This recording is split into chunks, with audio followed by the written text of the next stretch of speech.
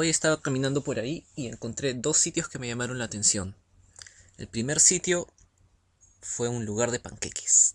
For life is uncertain, eat dessert first. Why wait for the good stuff and suffer through the bad? If you don't finish, then you will be sad. Especially if dinner makes you almost burst. Yes, life is uncertain, eat dessert first. Estaba en busca de sitios interesantes.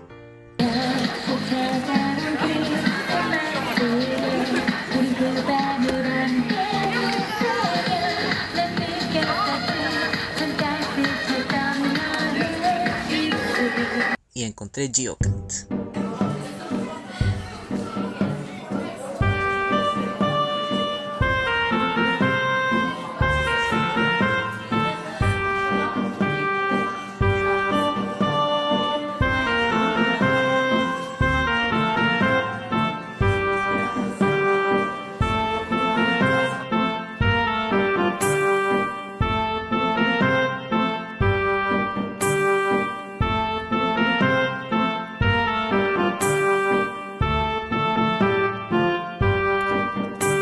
Estamos en Café Geocat.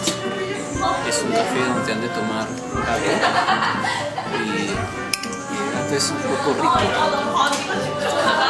No, mentira, es un café donde la pasas hablando con música relajante y a la vez puedes disfrutar de acariciar gatitos o ves gatitos pasando por tu espalda.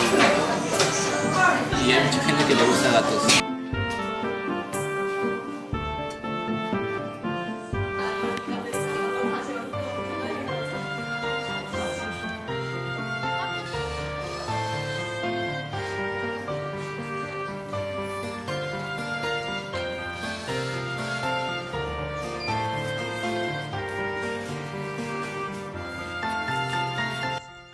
Cada gato tiene su perfil y hay reglas para poder tocarlos.